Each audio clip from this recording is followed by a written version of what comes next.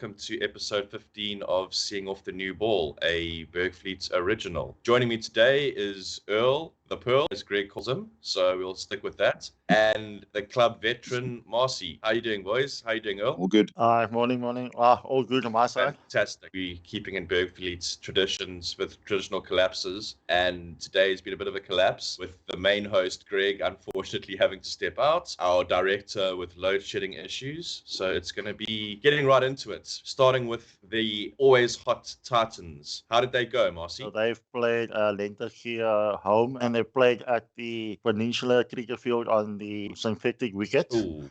Lenter here put on a massive total of about 270 odd. And Titans were unfortunately unable to chase down the target. Oh, I see Judge Dredd wasn't there. The leading run scorer of the club missing out on the performance, which is never good from a team strength perspective. I see old Skoltsy, Captain Fields, back in the captaincy.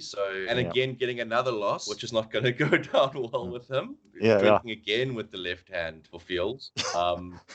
Anything notable from that game? Any performances or anything? There was some recruit that came in there. He's actually a hockey player. I think his name is Caleb.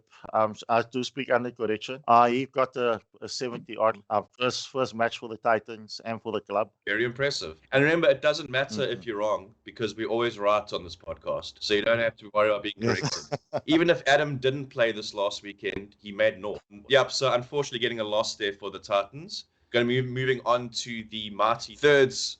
You can see there with Peter Krief with the best hair in the club by a long way. What was the result there?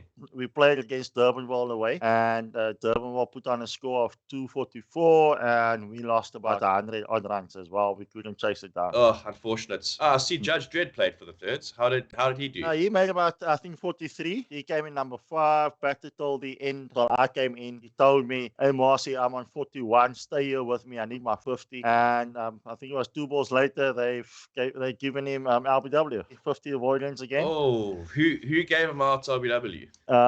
Floyd. Oh, Floyd. Was it out though? Let's be fair here. Was it out? For me, being on the non-strikers end, it seemed that it's clipping, the leg stump or missing. If it had to be referred, it may have been umpire's call. So I'm hearing it hit pad though. Yes, it's out.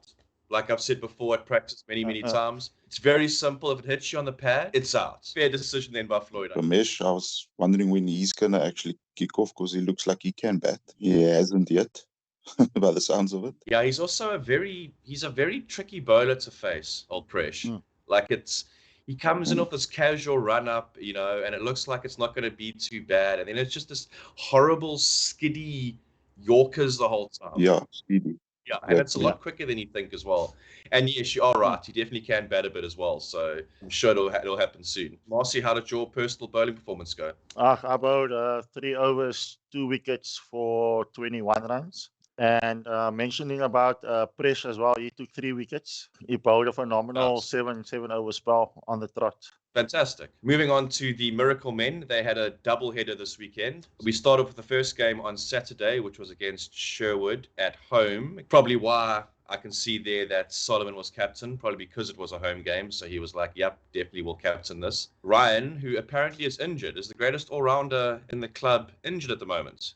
Do you guys have any intel on that? Believe he had to go for some operation, and he has been to I think on Tuesday night he's been down to the clubhouse. Arm was strapped in, but he was still jolly. Cool. Well, wish him all the best as well. All that extra bowling has obviously, affected him a bit. So back to the game. What happened in this game, Marci? Well, I do know that the Seconds won that game. Excellent. Is this the game where Yaku got the 5, or was that the game on Sunday?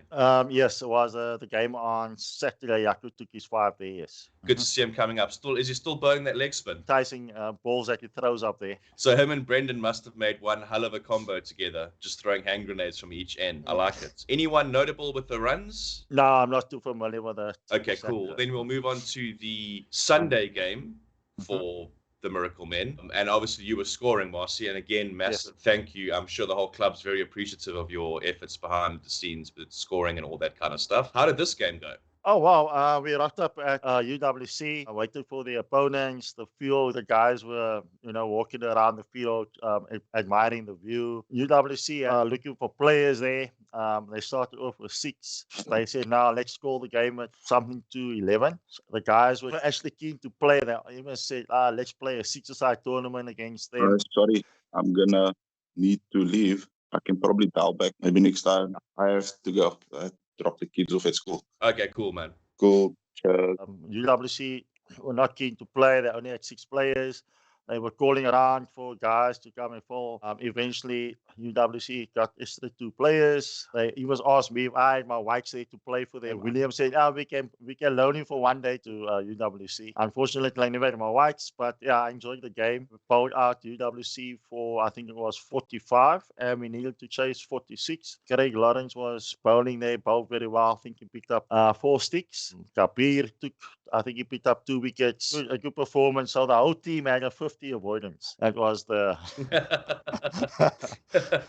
Just made sure that, no one's getting a 50 these days. And of course, the club treasurer was there to get his record back up now, to get his 30th win for the club, which was fantastic. Yeah. I did see, there were 45 all out, and then, we chased it down, I think, with 2 or 3 wickets down, or something like that. Yes, that's correct, yeah. At least you got some cricket done, and the cool thing about that as well is it's finished plenty of time to watch the women play the final, which is great. All in all, a good Sunday then for the Miracle Men. Yeah. Moving on to the ones.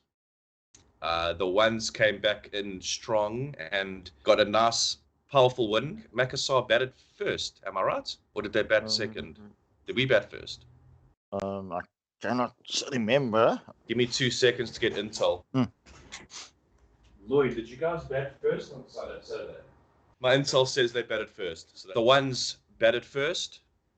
Put up a pretty good total. It was a little bit of a collapse in the middle again in standard Bergvliet fashion, but luckily the Carsten brothers stepped up and made a good, decent amount of runs. Another 50 for Aiden, another 50 for Bryden. In fact, I might go so far as to say 100 avoidance from Bryden, as he's still looking to get his first 100 of the season. Handy contributions from Rushdie and Joshua, if serves me correct. Unfortunately, Amin, on his birthday weekend, decided to go out for a duck, just to make that celebrating a little bit sweeter when he was doing the YMCA ads. I think it looked like Boogie. Didn't seem to slow him down too much, which is fine. Good club spirit. Yeah, and then they came on to bowl and got the job done. Again, I think Dan Steyer getting a couple of wickets. Bryden getting, I think, 4 again. So he had a cracker of a game. I'm assuming he was MOM. And then it was tight bowling from Alex. Anu, unfortunately, chased a bit of leather, it looked like, at the start. I think he was going 11 and over, which is not going to make him too happy considering he's all about the economy. At the end of the day, we got the win, which is all that matters. Not much. Oh, no. A wild Greg's joined us. Hi, Greg. Boys, I am just an absolute shadow of a man. I don't think I've come back from Bangkok yet. I was in Bangkok for the weekend playing rugby. Unbelievable time, unbelievable city, absolutely crazy. I'm a mess. You can see I'm still wearing I'm sweating. I'm still wearing the garb here. I haven't done any prep for this pod, so we're gonna shoot from the hip. What the hell happened, Oaks? I literally got messages throughout the weekend, and I don't know who won. I don't know who lost. Tell me, fill me in. We've literally shot from the hip from the start to the finish. I had no idea about the results either. Luckily, Marci scored a bit and stuff like that, so we got some stuff in. Welcome, Greg. Better late than never, as we are about to round off this episode. Thanks again, Marci, for coming through, and we'll just have a quick little go around the room. Marci, team of the week. The first team? It's not quite Miracle Men, but I can accept it. I can accept ones. Thirsties, did they win? No. All good. My team of the week is going to be the Miracle Men, coming back with the wins and having a double header. Can't ask for much more from the best club in the team. Yes, best club in the team. You said it. Batter of the week. Russell Garman. Did he got a 50, right? I think that was last week. Oh, well, he's my batter of the week. I'm a week behind. Oaks, I'm a mess. I'll go for Bryden. I'm going to have to go with Bryden as well. Good skipper's knock. Good 80-odd, I think. Bowler of the week. Oh, okay. This will be a good one.